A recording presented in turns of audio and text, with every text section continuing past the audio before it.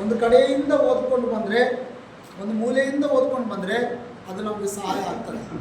ದೇವರಿಗೆ ಸ್ತೋತ್ರವಾಗಲಿ. Hallelujah. So ವಾಕ್ಯಗಳನ್ನು ಕೇಳಿಕೊಳ್ಳೋಣ. ನನ್ನೊಟ್ಟಿಗೆ ಸೇರಿ ಬೈಬಲ್ ಇದ್ದವರು ಫಿಲಿಪ್ಪಿನ ಪತ್ರಿಕೆ 3ನೇ ಅಧ್ಯಾಯವನ್ನು ತಗೊಂಡು, ಫಿಲಿಪ್ಪಿನ ಪತ್ರಿಕೆ 3ನೇ ಅಧ್ಯಾಯ 13 ಮತ್ತು 14ನೇ ವಚನವನ್ನು ನಾವು ಈ ಹಳೆಯ ವರ್ಷದ ಸಂದೇಶಕ್ಕಾಗಿ ನಾವು ಓದಿಕೊಂಡು ಧ್ಯಾನ ಮಾಡಿಕೊಂಡು, ಫಿಲಿಪ್ಪಿನ ಪತ್ರಿಕೆ the book of Philip chapter 3 13 to 14, 13 and 14, 13 ಮತ್ತು 14ನೇ ವಚನಗಳು. ಸಹೋದರರೇ, ನಾನಂತೂ ಹಿಡಿದುಕೊಂಡವನೆಂದು ನನ್ನನ್ನು ಈವರೆಗೂ ಎಣಿಸಿಕೊಳ್ಳುವುದಿಲ್ಲ. ಆದರೆ ನಾನು ಇಂದಿನ ಸಂಗತಿಗಳನ್ನು ಮರೆತು ಬಿಟ್ಟು ಮುಂದಿನವುಗಳನ್ನು ಹಿಡಿದುಕೊಳ್ಳುವುದಕ್ಕೆ ಎದೆ ಬೊಗ್ಗಿದವನಾಗಿ ದೇವರು ಕ್ರಿಸ್ತನ ಮೂಲಕವಾಗಿ ನಮ್ಮನ್ನು ಮೇಲಕ್ಕೆ ಕರೆದು ನಮ್ಮ ಮುಂದೆ ಇಟ್ಟಿರುವ ಬಿರುದುಗಳನ್ನು ಗುರಿ ಮಾಡಿಕೊಂಡು ಓಡುತ್ತಾ ಇದ್ದೇನೆ. ಎಲ್ಲರೂ ಓಡುತ್ತಾ ಹೇಳಿದ್ರೆ ಓಡುತ್ತಾ ಇದ್ದೇನೆ, ಓಡುತ್ತಾ ಇದ್ದೇನೆ. ಈ 2024 ನಾವು ಓಡುತ್ತಾ ಬಂದೆವು. ಎಲ್ಲಿ ಕೂತ್ಕೊಂಡಿದ್ದೆವೋ, ಎಲ್ಲಿ ನಿಂತ್ಕೊಂಡಿದ್ದೆವೋ, ಎಲ್ಲಿ ಸೋತು ಹೋಗಿದ್ದೆವೋ, ಎಲ್ಲಿ ನಮ್ಮ ಜೀವನದಲ್ಲಿ ನಿರಾಸೆ ಕಂಡಿದ್ದೆವೋ, ಓಡಿದ್ದೇವಾ ಬಿಟ್ಟಿದ್ದೇವಾ ಎಂಬಂಥ ವಿಷಯಗಳನ್ನು ಇವತ್ತು ನಾವು ಮಾತಾಡಿಕೊಳ್ಳುತ್ತೀವಿ. ದೇವರಿಗೆ ಸ್ತೋತ್ರ. ಪೌಲನು ಹೇಳ್ತಾ ಇದ್ದಾನೆ, ಇಂದಿನ ವಿಷಯಗಳನ್ನು ಮರೆತು ಮುಂದಿನಗಳಿಗೋಸ್ಕರವಾಗಿ ಎದೆ ಬೊಗ್ಗಿದವನಾಗಿ, ನನಗೋಸ್ಕರವಾಗಿ ಇಟ್ಟಂಥ ಬಿರುದುಗೋಸ್ಕರ, ನನಗೋಸ್ಕರವಾಗಿ ಇಟ್ಟಂಥ ಆ ಬಿರುದುಗೋಸ್ಕರವಾಗಿ ನಾನು ಏನು ಮಾಡ್ತಾ ಇದ್ದೇನೆ? ಓಡುತ್ತಾ ಇದ್ದೇನೆ. ನಮಗೋಸ್ಕರ ಬಿರುದು. ಸೊ ಓಡುವಂಥ ವ್ಯಕ್ತಿಗಳು ಸುಮ್ಮನೆ ಓಡುವುದಿಲ್ಲ. ತಮ್ಮ ಬಿರುದು, ತಮ್ಮ ಬಹುಮಾನಕ್ಕಾಗಿ ಓಡುತ್ತಾರೆ. ಇವತ್ತು ನಮ್ಮ ಭಕ್ತಿ ಜೀವನದಲ್ಲಿ, ಆತ್ಮಿಕ ಜೀವನದಲ್ಲಿ ಕೂಡ ಅಷ್ಟೇ. ನಾವು ಸುಮ್ಮನೆ ಭಕ್ತಿ ಮಾಡ್ತಾ ಇಲ್ಲ, ಸುಮ್ಮನೆ ಸಭೆಗೆ ಬರ್ತಾ ಇಲ್ಲ. ನಮಗೆ ಬಿರುದು ಇದೆ, ನಮಗೆ ಬಹುಮಾನ ಇದೆ. ಅದನ್ನು ಗುರಿ ಮಾಡಿಕೊಂಡು, ಅದನ್ನು ಮುಂದೆ ಇಟ್ಟುಕೊಂಡು ನಾವು ಓಡುತ್ತಾ ಇರಬೇಕು. ಎಲ್ಲಿ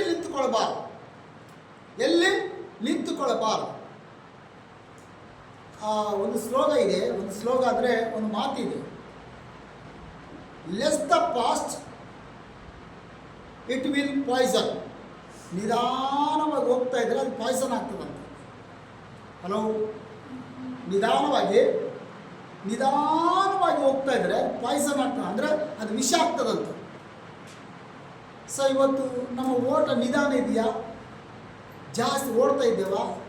ಅಲ್ಲೆಲ್ಲಿ ನಿಂತ್ಕೊಳ್ತಾ ಇದ್ದೇವಾ? ನಾವು ಕೂತ್ಕೊಳ್ತಾ ಇದ್ದೇವಾ? ಆಯಾಸ ಆಗ್ತಾ ಇದೆಯಾ?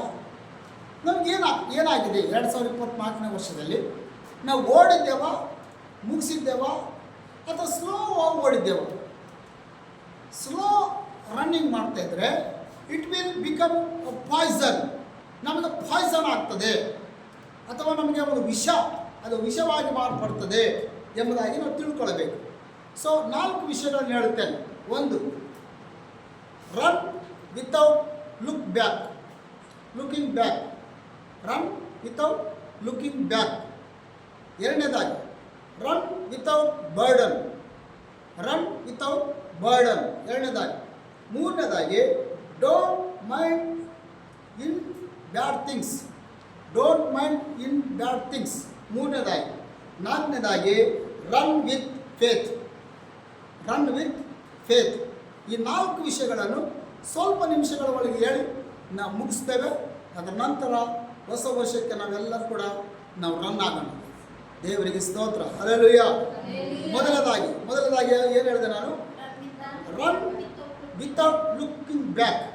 ಹಿಂದೆ ನೋಡಲಾರ್ದಂತೆ ಓಡ್ತಾ ಇರಬೇಕು.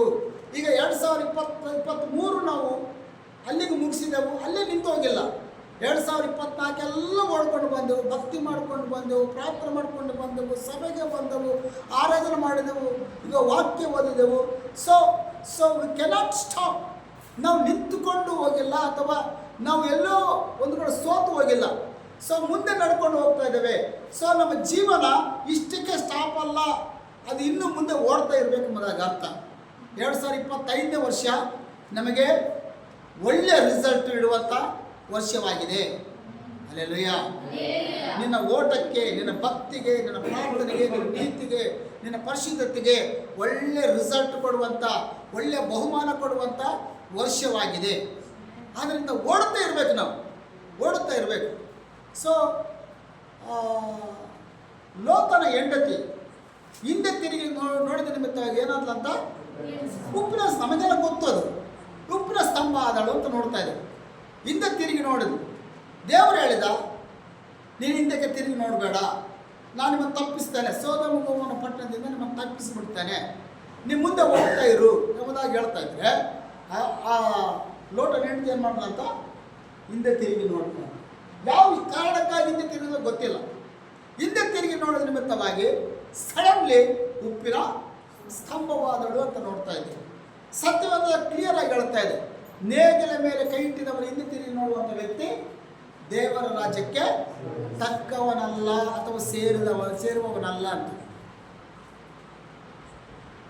ನಮ್ಮ ಜೀವಿತ ಹೆಂಗಿದೆ ಅಂದರೆ, ಒಂದು ಸೈಕಲ್ ಇದ್ದಂಗೆ. ಸೈಕಲ್ ಪೈಡ್ಲು, ಸೈಕಲ್ ತುಳಿದಿರಲ್ಲ ಪೈಡ್ಲು ಏನಂತಾರ ಅದಕ್ಕೆ, ಪೆಡಲ್ ಅಂತಾರ, ಪೆಡಲ್. ಅದು ಹಿಂಗೆ ತುಳಿತಾ ಇದ್ರೆ ಮುಂದಕ್ಕೆ ಹೋಗ್ತಾ ಇರ್ತದೆ, ಹೌದಲ್ಲ? ಹಿಂಗೆ ತುಳಿತಾ ಇದ್ರೆ ಮುಂದಕ್ಕೆ ಹೋಗ್ತಾ ಇರ್ತದೆ. ಅದಕ್ಕೆ ಹಿಂದೆ ತುಳಿದ್ರೆ ಏನಾಗ್ತದ ಚೈನ್ ಕಟ್ಟಾಗಲ್ಲ, ಕೆಳಗೆ ಬಿಟ್ಬಿಡ್ತೀವಿ ನಾವು. ಇಲ್ಲ ತುಳಿಲಾರ್ದೆ ಹಂಗೆ ನಿಂತರೆ ಏನಾಗ್ತೇವೆ ನಾವು, ಕೆಳಗೆ ಬಿದ್ದುಬಿಡ್ತೇವೆ. ಎಷ್ಟೊತ್ತಿದ್ರು ಕೂಡ ತುಳಿತಾನೆ ಇರಬೇಕು. ತುಳಿತಿದ್ರೆ ಮುಂದಕ್ಕೆ ಹೋಗ್ತೇವೆ ನಾವು. ಇಲ್ಲ ನಾವು ತುಳಿಯೋಂಗಿಲ್ಲ, ನಾವು ಎಲ್ಲೇ ನಿಂದಿರ್ತೀವಿ ಅಂತಂದರೆ, ನಾವು ಪೈಡಲ್ ತುಳಿಯೋಂಗಿಲ್ಲಪ್ಪ, ನಾವು ಹಂಗೆ ನಿಂತೀವಿ ಅಂದರೆ ಕೆಳಗೆ ಬಿದ್ದುಬಿಡ್ತೀವಿ. ಇಲ್ಲ ನಾವು ಹಿಂದೆ ತುಳಿದ್ಬಿಡ್ತೀನಿ, ನಾನು ರಿವರ್ಸ್ ತೆಗೆದುಬಿಡ್ತೀನಿ ಅಂತಂದರೆ ಸುಮ್ಮನೆ ಇರ್ತದ? ಚೈನ್ ಕಟ್ ಆಗ್ತದ, ಚೈನ್ ಕೆಳಗೆ ಬೀಳ್ತದ, ಕೆಳಗೆ ಬಿದ್ದುಬಿಡ್ತೀವಿ ಅಷ್ಟೇ. ಹಲ್ಲೆಲೂಯ. ನಗ್ತೀರಿ, ಹಿಂದಕ್ಕೆ ತುಳಿದಿರ, ಮುಂದಕ್ಕೆ ತುಳಿದಿರ. ಎಷ್ಟು ಸಲ ಆರನ್ನು ತಪ್ಪಿಸಿಲ್ಲ ನೀವು? ಎಷ್ಟು ಸಲ ಕತ್ತರ ಭುಜ ತಪ್ಪಿಸಿಲ್ಲ? ತುಳಿದಿರ? ಸೈಕಲ್ ತುಳಿದಿರ? ಪೆಡಲ್ ತುಳಿದಿರ? ಉಪವಾಸ ಪ್ರಾರ್ಥನೆ ಒಂದಿನ ಮಾಡಿದ್ರ? ಒಂದಿನ ಉಪವಾಸ ಪ್ರಾರ್ಥನೆ ಮಾಡಿದ್ರೆ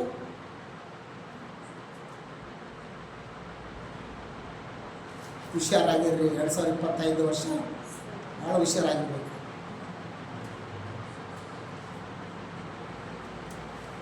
ಉಪವಾಸ ಇದ್ದು ಸಾಯುವ ಜನರಿಗಿಂತ ಊಟ ಮಾಡಿ ಸತ್ತವರೇ ಭಾಳ ಜನ ಇದ್ದಾರೆ.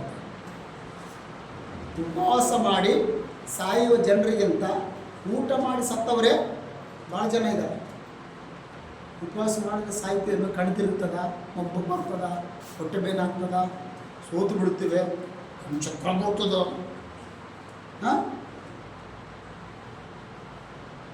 ಸೈಕಲ್ ತುಳಿತಾ ಇದ್ದಾರ, ಪೆಡಲ್ ತುಳಿತಾ ಇದ್ದಾರ, ದಿನಾಲು ಬೈಬಲ್ ಓದ್ತಾ ಇದ್ದಾರ, ಸೈಕಲ್ ತುಳಿದ ಅನುಭವ ಅದು.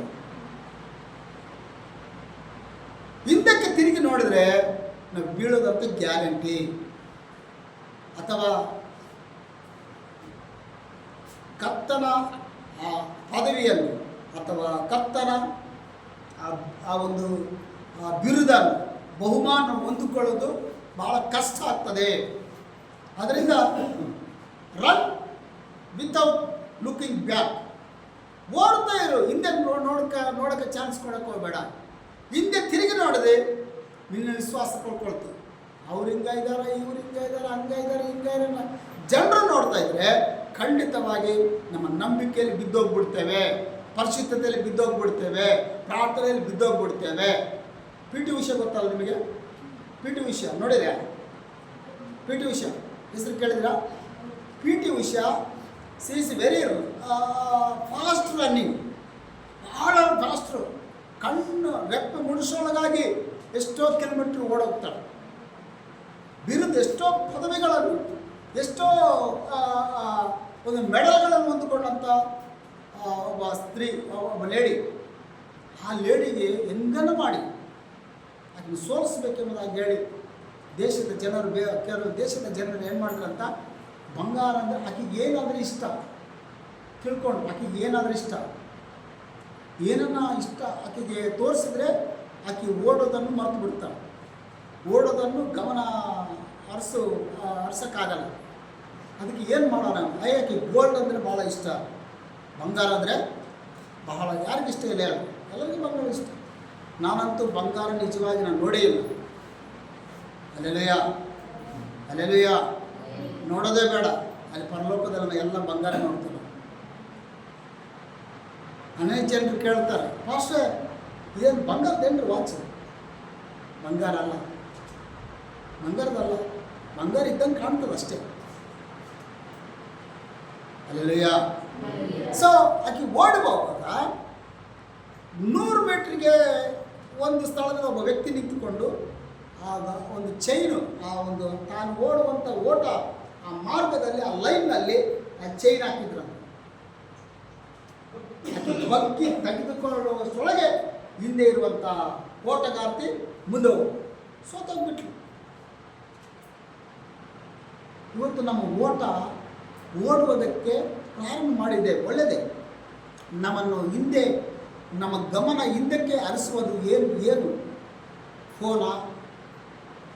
ಇವತ್ತು ಮಧ್ಯಾಹ್ನ ಒಂದು ಪಿಕ್ಚರ್ ನೋಡಿದೆ, ಒಂದು ಚಿತ್ರ ನೋಡಿದೆ. ಆ ಚಿತ್ರದಲ್ಲಿ ಏನಿತ್ತಂದರೆ, ಒಂದು ಕಡೆ ಫೇಸ್ಬುಕ್ ಇದೆ, ಒಂದು ಕಡೆ ವಾಟ್ಸಪ್ ಇದೆ, ಒಂದು ಕಡೆ ಇನ್ಸ್ಟಾಗ್ರಾಮ್ ಇದೆ.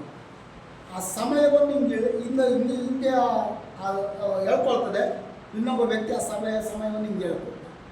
ಅಂದರೆ ನಮ್ಮ ಸಮಯ ಎಲ್ಲ ವಾಟ್ಸಪ್ಗೆ ಕೊಟ್ಬಿಟ್ಟು, ನಮಗೆ ಸಮಯ ಎಲ್ಲ ಕುಟುಂಬಕ್ಕೆ ಕೊಟ್ಬಿಟ್ಟು, ನಮ್ಮ ಸಮಯ ಎಲ್ಲ ನಮಗೆ ಫೇಸ್ಬುಕ್ಗೆ ಕೊಟ್ಟಿದ್ದೀವಿ, ನಮ್ಮ ಸಮಯ ಎಲ್ಲ ಇನ್ಸ್ಟಾಗ್ರಾಮಿಗೆ ಕೊಟ್ಟಿದ್ದೀವಿ. ಸೊ ನಾವು ಏನು ಓಡುವಂಥ ವಿಷಯ ಅಂತಂದರೆ,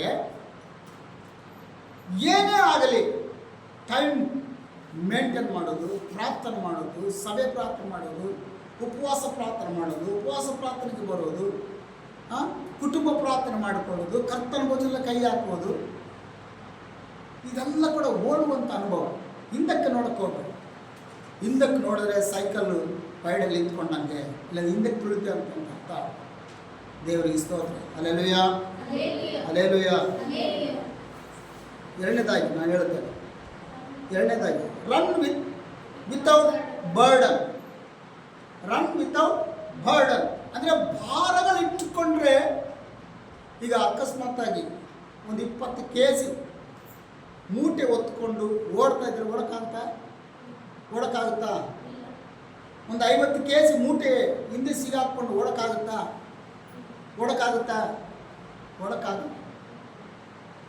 ಮಕ್ಕಳಿಗೆ ಪಾಟಿ ಚೀಲ ಹಾಕಿದ್ರೆ ಹಿಂಗಂತಾರೆ. ಮಕ್ಕಳಿಗೆ ಪಾಟಿ ಚೀಲ ಆದರೆ ಬಸ್ ಬಂತು ತಾಯಿ ಅವ್ರ ಅಪ್ಪ ಅಂತಂದರೆ ಇನ್ನೂ ಬಗ್ಗುತ್ತಾವೆ. ಇವತ್ತು 20 kg, ಒಂದು 50 kg ನಮಗೆ ಏನಾದರೂ ಭಾರ ಇರ್ತದೆ, ಓಡ್ತೀವಿ ನಾವು. ಎಲ್ಲ ಕುಟುಂಬದ ಭಾರ, ಚಿಂತೆ ಭಾರ, ಮಕ್ಕಳ ಮದುವೆ ಭಾರ, ಏನೆಲ್ಲ ಭಾರಗಳಿದೆ. ಅವೆಲ್ಲ ಭಾರ ಎಲ್ಲ ಏನು ಮಾಡಬೇಕಂತ ಆತನ ಮೇಲೆ ಹಾಕಬೇಕು. ಅಲ್ಲೆಲುಯ್ಯ. ನಿಮ್ಮ ಚಿಂತಾಭಾರವೆಲ್ಲ ನನಗೆ ವಹಿಸಿಕೊಡ್ರಿ, ನಾನು ನಿಮಗೋಸ್ಕರವಾಗಿ ಚಿಂತೆ ಮಾಡ್ತೇನೆ ಅಂತ. ಅದಕ್ಕೆ ದೇವರ ವಾಕ್ಯದಲ್ಲಿ ಬರೆಯಲ್ಪಟ್ಟಿದೆ, ಓದೋದು ಬೇಡ, ಇದೆಲ್ಲ ನಮ್ಮ ಕಂಠಪಟ್ಟ ವಾಕ್ಯಗಳೇ. ಇಬ್ರಿಯ ಪತ್ರಿಕೆ 12ನೇ ಅಧ್ಯಾಯದಲ್ಲಿ ಎಲ್ಲ ಭಾರವನ್ನು ಹತ್ತಿಕೊಳ್ಳುವ ಪಾಪವನ್ನು ತೆಗೆದಿಟ್ಟು ಯೇಸುವಿನ ದೃಷ್ಟಿ ಇಟ್ಟುಕೊಂಡು ಓಡುತ್ತಾ ಇರ್ರಿ ಅಂತ. ಎಲ್ಲ ಭಾರ ಏನು ಮಾಡಬೇಕಂತ ತೆಗೆದಿಡಬೇಕು. ಚಿಂತೆ ಭಾರ, ಕಷ್ಟ ಭಾರ, ಸಾಲದ ಭಾರ, ಮಕ್ಕಳ ಭಾರ, ಎಲ್ಲ ಭಾರ, ನನ್ನ ಭಾರ, ನಮ್ಮ ಭಾರ, ಎಲ್ಲ ಭಾರ ಬರುವುದಕ್ಕೆ ಯಾರಿದ್ದಾರೆ ಹೇಳ್ರಿ? ಯೇಸು ಇದ್ದಾನೆ. ಹಲ್ಲೆಲೂಯಾ. ನಮ್ಮೆಲ್ಲ ಭಾರ ಆತನ ಮೇಲೆ ಒರೆಸ್ಬಿಟ್ಟು ನಾವು ಹೋಗೋಣ. Run without burden. ಈ ಭಾರ ಹೊತ್ತುಕೊಂಡು ಹೋಗೋದಕ್ಕೆ ನಮಗೆ ಅವಕಾಶ ಕೊಡಬಾರ್ದು. ಸೊ ಇನ್ನು ಮುಂದೆ ಓಡ್ತಾ ಇದ್ದೇವೆ, 2025 ಓಡ್ತಾ ಇದ್ದೇವೆ. ಈ ಭಾರ ಇಲ್ಲೇ ಇಳಿಸ್ಬಿಡೋಣ. ಈ ಭಾರ ಏನು ಮಾಡೋಣ? ಈ ಭಾರ ಇಲ್ಲೇ ಇಳಿಸ್ಬಿಡೋಣ. ರೈಲ್ವೆ ಒಂದು ನಿಯಮ ಇದೆ, ರೂಲ್ಸ್ ಇದೆ. ರೈಲ್ವೇದಲ್ಲಿ ಒಂದು ರೂಲ್ಸ್ ಇದೆ, ಏನಂತಂದರೆ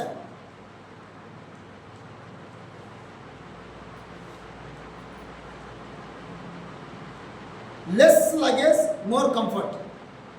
less luggage more comfort. Luggage ಸ್ವಲ್ಪ ತಗೋ, ನೀನು ಚೆನ್ನಾಗಿ ಏನಾದ್ರು ಕಂಫರ್ಟ್ ಆಯಾಗಿರ್ತಿ. Less luggage more comfort.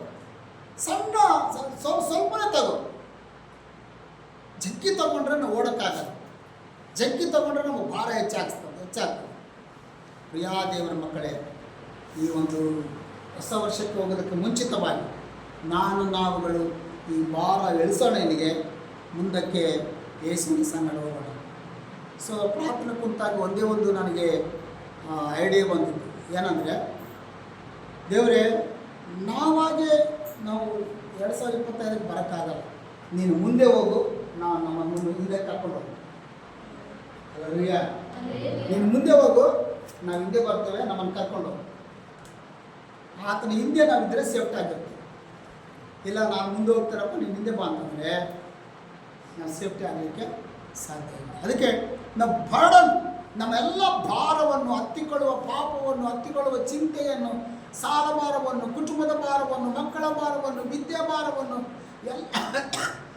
ಎಲ್ಲವನ್ನು ಏನು ಮಾಡಬೇಕಂತ ಯೇಸುವಿನ ಮೇಲೆ ಭಾರ ಹೊರಿಸಿ ನಾವು ಮುಂದಕ್ಕೆ ಹೋಗ್ತಾ ಇರಬೇಕು. ಅಲ್ಲೇನು ಹೇಳ್ತೀರಾ?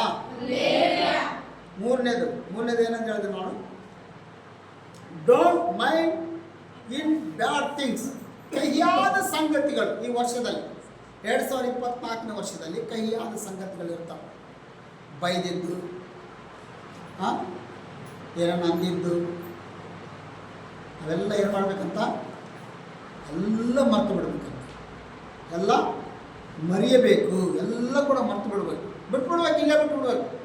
ಅವತ್ತು ಹಂಗೆ ಅಂದೆ ಅಲ್ಲ ಅಂತ ನೀವು ಬೆರಳಿಟ್ಟು ತೋರಿಸಿ ಮಾಡ್ತಿದ್ರೆ ಅದು ಕಹಿ ಘಟನೆ ಏನಾಗ್ತಂತ ಒಳಗೇ ಇರ್ತದೆ. ಈಗ ನಮ್ಮ ಕೈಯಲ್ಲೆಲ್ಲ ಸೆಲ್ ಫೋನ್ ಇದೆಯಲ್ಲ, ಸೆಲ್ ಫೋನ್ ಇದೆಯಲ್ಲ, ಫೋನ್ ನೋಡಿದ್ರಾ? ಫೋನ್ಗಳು ಬೇಡವಾದಂಥ ಮೆಸೇಜ್ಗಳೆಲ್ಲ, ಬೇಡವಾದಂಥ ಆ್ಯಪ್ಸ್ಗಳೆಲ್ಲ ಇತ್ತಂದರೆ ಫೋನ್ ಏನಾಗ್ತದೆ ಹೇಳ್ರಿ? ಏನಾಗ್ತದ? ಸ್ಟಕ್ ಆಗ್ತದೆ. ಸ್ಟೋರೇಜ್ ಫುಲ್ಲಾಗಿ ಸ್ಟಕ್ ಆಗ್ತದೆ. ಅದು ಮುಂದಕ್ಕೆ ಹೋಗಂಗಿಲ್ಲ, ಚಾಲ್ ಆಗಂಗಿಲ್ಲ, ಸ್ವಿಚ್ ಆಫ್ ಆಗ್ತದೆ. ಆಮೇಲೆ ಪ್ರಾಬ್ಲಮ್ ಆಗ್ತದೆ. ಇವತ್ತು ಮೈಂಡ್ಗೆಲ್ಲ ಕಸ, ಕಡ್ಡಿ, ಪೇಪರು, ಹೊಲಸು ಎಲ್ಲ ತುಂಬಿಕೊಂಡೇ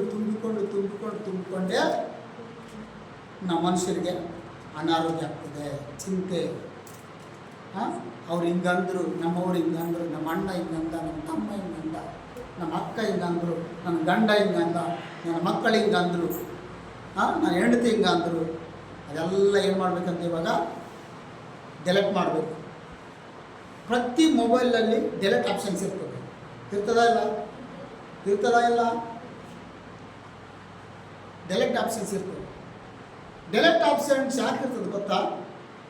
ಬೇಡವಾದೆಲ್ಲದನ್ನು ಡೆಲೆಟ್ ಮಾಡೋಕ್ಕೆ, ತೆಗೆದಾಕಕ್ಕೆ. ಪ್ರತಿದಿನ ನಮ್ಮ ಮನೆ ಕಸ ಹೊಡ್ಕೊತೀವಿ ಇಲ್ಲ? ಕಸ ಹೊಡ್ತೀರ ಇಲ್ಲ? ಸೊ ಪ್ರತಿದಿನ ಕೂಡ ನಮ್ಮಲ್ಲಿರುವಂಥ ಕೆಲವು ಕಹಿಯಾದ ಘಟನೆಗಳು, ಬೇಡವಾದ ಸಂಗತಿಗಳು, ಬೇಡವಾದ ವಿಚಾರಗಳು, ಬೇರೆಯವರ ವಿಚಾರಗಳಾಗಲಿ, ನಮ್ಮ ಮನೆ ಪಕ್ಕದ ವಿಚಾರಗಳಾಗಲಿ, ಯಾವುದು ಕೂಡ ನಮ್ಮ ಮನಸ್ಸಿಗೆ ಹಚ್ಚಿಕೊಳ್ಳಬಾರದು. ಬಹಳ ಮುಖ್ಯವಾಗಿ ತಮ್ಮ ಕುಟುಂಬದ ಬಗ್ಗೆ ಹೆಚ್ಚಾಗಿ ಚಿಂತೆ ಮಾಡೋದಕ್ಕಿಂತ ಬೇರೆಯವರ ಬಗ್ಗೆ ಹೆಚ್ಚಾಗಿ ನಾವು ಮಾತಾಡ್ತೇವೆ. ಹೌದಲ್ಲ? ನಾವು ನಮ್ಮ ಕುಟುಂಬದ ಬಗ್ಗೆ, ನಮ್ಮ ಮಕ್ಕಳ ಬಗ್ಗೆ, ನಮ್ಮ ಹೆಂಡತಿ ಬಗ್ಗೆ, ನಮ್ಮವರ ಬಗ್ಗೆ ನಾವು ಮಾತಾಡೋಕ್ಕಿಂತ ಬೇರೆಯವರ ಬಗ್ಗೆ ಹೆಚ್ಚಾಗಿ ನಾವು ಮಾತಾಡ್ತೇವೆ. ಅದರಿಂದಲೇ ನಮ್ಮ ತಪ್ಪು, ಅದರಿಂದಲೇ ನಮ್ಮದು ಸ್ಟೇಟಸ್ ಕಡಿಮೆ ಆಗ್ತದೆ. ಪ್ರಿಯಾ ದೇವರ ಮಕ್ಕಳೇ, ಈ ಒಂದು ರಾತ್ರಿ ಸಂದರ್ಭದಲ್ಲಿ 2024ನೇ ವರ್ಷದಲ್ಲಿ ಏನೆಲ್ಲ ಡಿಲೆಕ್ಟ್ ಮಾಡಬೇಕು ಅವೆಲ್ಲ ಡಿಲೆಕ್ಟ್ ಮಾಡಬೇಕು. ಯಾರನ್ನ ಬೈದಿದ್ದು, ಯಾರನ್ನ ಏನನ್ನ ಅಂದಿದ್ದು, ಹತ್ತಿದ್ದು, ಹೊಡೆದಿದ್ದು, ಬೈದಿದ್ದು ಎಲ್ಲ ಏನು ಮಾಡಬೇಕು? ಡಿಲೆಕ್ಟ್ ಮಾಡಬೇಕು.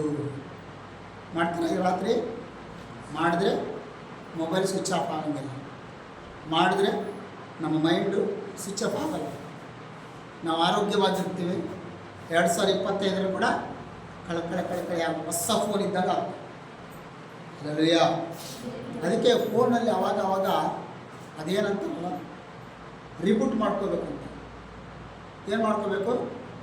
ರಿಬೂಟ್ ಮಾಡ್ಕೋಬೇಕು. ಸ್ವಿಚ್ ಆಫ್ ಆಗಿ ಅಲ್ಲೇ ಚಾಲಾಗ್ತದೆ. ರಿಬೂಟ್ ಅಂದರೆ ಎಲ್ಲ ಹೊಸ ಫೋನ್ ಆದಂಗೆ ಆಗ್ತದೆ. ಮತ್ತೆ ತಿರುಗಿ ಹೊಸ ಫೋನ್ ಆದಂಗೆ ಆಗ್ತದೆ. ಸೊ ಇವತ್ತು ರಾತ್ರಿಯಲ್ಲಿ ನಾವು ಹೊಸ ಒಂದು ಮನಸ್ಸು, ಹೊಸ ಒಂದು ಜೀವನ, ಹೊಸ ನಂಬಿಕೆ, ಹೊಸ ಪ್ರಾರ್ಥನೆ, ಹೊಸ ಕ್ರಿಯೆಗಳೊಂದಿಗೆ ಹೊಸ ವರ್ಷಕ್ಕೆ ನಾವು ಪ್ರವೇಶವಾಗುವುದಕ್ಕೆ ನಾವು ಸಮಯ ಕೊಡೋಣ. 2024ನೇ ವರ್ಷಕ್ಕೆ ಟಾಟಪ್ಪ ಇಷ್ಟುವರೆಗೆ ಚೆನ್ನಾಗಿ ನೋಡಿಕೊಂಡೆ, ಚೆನ್ನಾಗಿ ನೋಡಿಕೊಂಡೆ, ಊಟ ಕೊಟ್ಟೆ, ಬಲ ಕೊಟ್ಟೆ, ಆರೋಗ್ಯ ಕೊಟ್ಟೆ, ಔಷಧ ಕೊಟ್ಟೆ, ಎಲ್ಲ ಕೊಟ್ಟೆ. ಥ್ಯಾಂಕ್ ಯು ವೆರಿ ಮಚ್ ಅಂತ ಟಾಟಾ ಮಾಡಿ 2025 ವರ್ಷಕ್ಕೆ ನಾವೆಲ್ಲ ಉಳಿದಿದ್ದು ಇದೇ ವರ್ಷದಲ್ಲಿ ಎಲ್ಲ ಬಿಟ್ಟುಬಿಟ್ಟು, ಕೈಯಾದ ಘಟನೆಗಳೆಲ್ಲ ಬಿಟ್ಟುಬಿಟ್ಟು ಹೊಸ ವರ್ಷಕ್ಕೆ ಹೊಸ ಫೋನ್ ಇದ್ದಾಗೆ ಹೊಸ ಮನುಷ್ಯರಾಗಿ ನಾವು ತಯಾರಾಗಬೇಕು. ಅಲ್ಲೆಲ್ಲಿ ಹೇಳ್ತಾ ನಿದ್ದೆ ಬಂತ? ನಿದ್ದೆ ಸಮಯ ಇದು. ಪ್ರಿಯಾ ದೇವರ ಮಕ್ಕಳೇ, ಈ ರಾತ್ರಿಯಲ್ಲಿ ಇನ್ನೂ ಸ್ವಲ್ಪ ಸಮಯ ನಾವು ಇರ್ತೇವೆ. 2025ನೇ ವರ್ಷ ಕಾಲಕ್ಕೆ ಇವತ್ತು ನಮ್ಮಲ್ಲಿ ಇನ್ನೂ ಏನೆಲ್ಲ ಡೆಲೆಕ್ಟ್ ಮಾಡಬೇಕು ಅವೆಲ್ಲ ಡೆಲೆಕ್ಟ್ ಮಾಡಬೇಕು. ಡೆಲೆಕ್ಟ್ ಮಾಡಿದ್ರೇ ನಾವು ಆರೋಗ್ಯವಾಗಿರ್ತೀವಿ. ತೆಗೆದುಹಾಕಿದ್ರೆ ಆರೋಗ್ಯವಿರ್ತೀವಿ. ಮನೆಯಲ್ಲಿ ಹಳೆ ಸಾಮಾನೆಲ್ಲ ತೆಗಿಬೇಕು, ಹಳೆ ಬಟ್ಟೆ ಎಲ್ಲ ತೆಗಿಬೇಕು. ಯಾರಿಗೇನು ಕೊಡ್ರಿ, ಹೊಸ ಬಟ್ಟೆ ಬರ್ತಾವೆ, ಹೊಸ ಪಾತ್ರೆಗಳು ಬರ್ತಾವೆ, ಎಲ್ಲ ತೆಗೆದ್ಬಿಡ್ರಿ. ಸೊ ಅದರಂಗೆ ನಮ್ಮ ಮನಸ್ಸಿನಲ್ಲಿ ಎಲ್ಲ ವಿಚಾರಗಳು ಕೂಡ ಹಳೆ ವಿಚಾರಗಳೆಲ್ಲ ತೆಗೆದುಬಿಡ್ರಿ. ಅಷ್ಟು ಹಂಗ ಅಂತ ಬೇರೆಯವರು ಏನೇನೋ ಹೇಳಿರ್ತಾರೆ, ಎಲ್ಲ ತೆಗೆದುಬಿಡ್ರಿ. ವಿಶ್ವಾಸಗಳು ಹಂಗ ಹಿಂಗ ಹೇಳಿರ್ತಾರೆ, ಅಂತ ತೆಗೆದುಬಿಡ್ರಿ.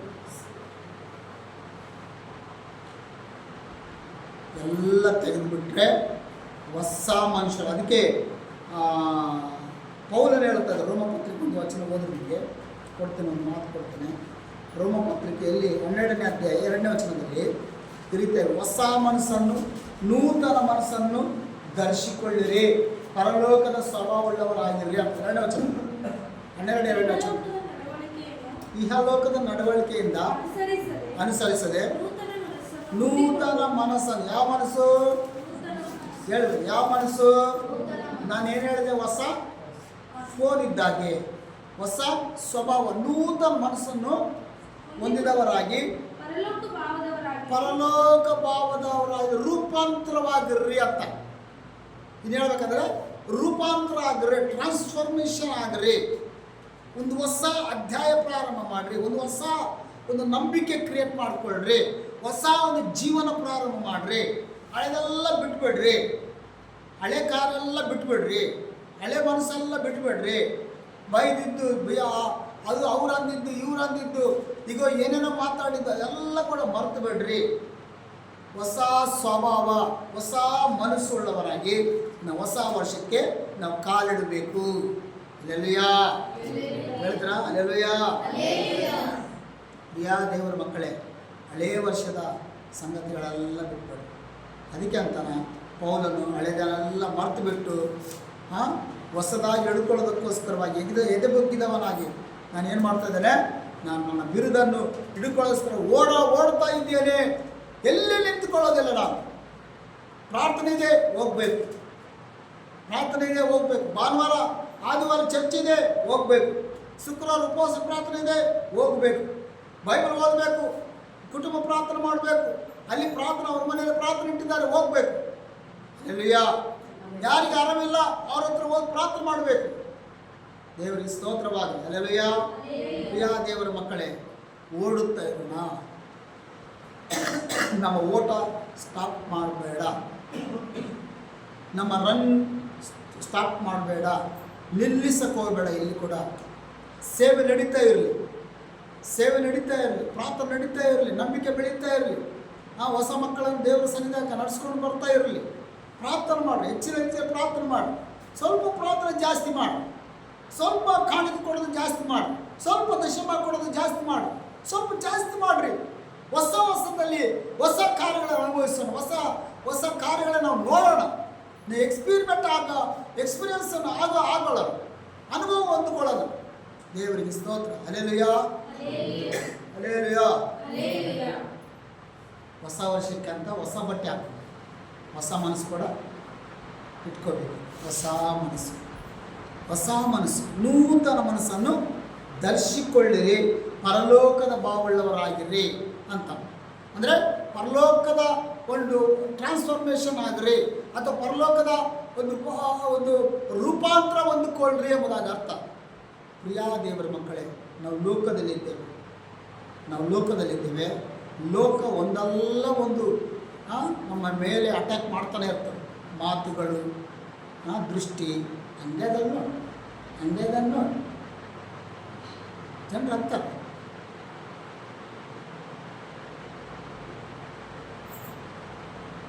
ಎಲ್ಲ ಧೂಳು ಎದುರಿಸಿ ಮುಂದಕ್ಕೆ ಹೋಗೋದೇ ಒಳ್ಳೆಯದು. ಪ್ರತಿಯೊಂದು ಆಡಿದ ಮಾತುಗಳು, ಬೈದ ಮಾತುಗಳು, ಪ್ರತಿಯೊಂದು ಒಬ್ಬರ ಹತ್ರ ಕುಂತು ಮಾತಾಡಿದ್ರೆ, ಪ್ರತಿಯೊಬ್ಬರ ಹತ್ರ ನಾವು ಆ ಮಾತಿಗೆ ರಿಯಾಕ್ಟ್ ಕೊಟ್ಟರೆ ಬಹಳ ದೊಡ್ಡ ಸ್ಫೋಟ. ನಂಬಿಕೆ ಕಳ್ಕೊಳ್ತೇವೆ, ನಮ್ಮ ಹೆಸರು ಕಳ್ಕೊಳ್ತೇವೆ. ನಂಬಿಕೆ ಕಳ್ಕೊಳ್ತೇವೆ, ಹೆಸರು ಕಳ್ಕೊಳ್ತೇವೆ. ಹೆಂಗೆ ಕಳ್ಕೊಳ್ತೇವೆ ಅಂದರೆ, ನಮ್ಮ ಜಾಸ್ತಿ ಬಾಯಿ ಮಾತಾಡ್ತೇವೆ. ನಾವು ಜಾಸ್ತಿ ಮಾತಾಡೋದ್ರಿಂದ, ಗಟ್ಟಿಯಾಗಿ ಮಾತಾಡಿದ್ರೆ ಜಗಳ ಆಡ್ತಾರಂತಾರೆ, ನಮ್ಮ ಹೆಸರು ಹೋಗ್ತದಲ್ಲಿ. ಆದ್ದರಿಂದ ಹಳೆಯ ಸಂಗತಿಗಳೆಲ್ಲ ಮರ್ತು ಬೇಡ. ಎಷ್ಟು ಹೇಳಿದೆ ನಾನು? ಫಸ್ಟ್ ಏನು ಹೇಳಿದೆ? ರನ್ ವಿತೌಟ್ ಲುಕಿಂಗ್ ಬ್ಯಾಕ್, ಹೌದಲ್ಲ? ಎರಡನೇದಾಗಿ ರನ್ ವಿತೌಟ್ ಬರ್ಡನ್, ಎರಡನೇದಾಗಿ. ಮೂರನೇದಾಗಿ do not mind in bad things, ಮೂರನೇದಾಗಿ. ನಾಲ್ಕನೇದಾಗಿ ರನ್ ವಿತ್ ಫೇತ್, ನಂಬಿಕೆಯಿಂದ ಓಡೋದು. ಏನು ಸ್ವಲ್ಪ ಇರ್ತದ, ಸ್ವಲ್ಪ ಊಟ ಇದೆಯಾ, ಸ್ವಲ್ಪ ಅಕ್ಕಿ ಇದೆಯಾ, ನಂಬಿಕೆಯಿಂದ. ನೀವು ಸಾಸಿವೆ ಕಾಳಷ್ಟು ನಂಬಿಕೆ ಇದ್ದರೆ ಸಾಕು ಅಂತ ನಿಜವಾಗಿ ಹೇಳ್ತೀನಿ ರೀ, ಸತ್ಯವಾಗಿ ಹೇಳ್ತೀನಿ. ಅನೇಕ ಸಮಯದಲ್ಲಿ ನಮ್ಮ ಮನೆಯಲ್ಲಿ ಪರಿಸ್ಥಿತಿ ಭಾಳ ತಾಳ್ಮಾನ ಆಗ್ತದೆ. ಹಣ ಇಲ್ಲದ ಪರಿಸ್ಥಿತಿ ಆಗ್ತದೆ. ಗದರಿಸ್ತೀನಿ ಪಾಶ, ಸಂತೆಗೆ ದುಡ್ಡಿಲ್ಲ, ಯಾಕೆ ಹೋಗ್ತೀವಿ ಅಂತ ಕೇಳ್ತೀನಿ. ಭಾಳ ಪರಿಸ್ಥಿತಿ. ಆದರೂ ನಂಬಿಕೆಯಿಂದ ಹಿಂಗೆ ಮಾಡ್ಬೋದು. ಹೆಂಗೆ ಬರ್ತದೆ ಗೊತ್ತಾಗಲ್ಲ. ಒಂದು ತಾಸಿನಲ್ಲಿ, ಎರಡು ದಿವಸದಲ್ಲಿ ದೇವರು ಈ ರೀತಿಯಾಗಿ ಯಾರನ್ನೋ ಎಬ್ಬಿಸಿ, ಈ ರೀತಿಯಾದ ನಮ್ಮ ಕುಟುಂಬದ ಅವಶ್ಯಕತೆಗಳೆಲ್ಲ ಸಂಧಿಸಿ ನಡೆಸ್ತಾ ಇದ್ದಾರೆ. ನಾನು ಏನು ಹೇಳ್ತದೇನೆಂದರೆ, ಸಣ್ಣ ನಂಬಿಕೆ ಅದು ಕಳ್ಕೊಳ್ಬೇಡ್ರಿ. ಸಾಸಿವೆಗಳಷ್ಟು ನಂಬಿಕೆ ಇದ್ದರೆ ಸಾಕು. ಅದಕ್ಕೆ ದೇವರ ವಾಕ್ಯದಲ್ಲಿ ಬರೆಯಲ್ಪಟ್ಟಿದೆ. ಪೌಲನು ಹೇಳ್ತಾ ಇದ್ದಾನೆ, ನಾನು ಕ್ರಿಸ್ತ ನಂಬಿಕೆಯನ್ನು ಕಾಪಾಡಿಕೊಂಡಿದ್ದೇನೆ. 2ನೇ ಪತ್ರಿಕೆ 4ನೇ ಅಧ್ಯಾಯ 7ನೇ ವಚನದಲ್ಲಿ, ಕಡೆಯವರೆಗೆ ನಾನು ಓಡ್ತಾ ಇದ್ದೇನೆ, ಕ್ರಿಸ್ತ ನಂಬಿಕೆಯನ್ನು ಕಾಪಾಡಿಕೊಂಡಿದ್ದೇನೆ ಅಂತ. ಕ್ರಿಸ್ತ ನಂಬಿಕೆಯನ್ನು ಕಾಪಾಡಿಕೊ. ಯಾರೇ ಏನೇ ಅಂದರು, ಏನೇ ಮನೆಯಲ್ಲಿ ಇದ್ದರು, ಹಳೆ ಬಟ್ಟೆ ಇದ್ದರೂ ಪರವಾಗಿಲ್ಲ, ರೊಟ್ಟಿ ಚಟ್ನಿ ಇದ್ದರೂ ಪರವಾಗಿಲ್ಲ,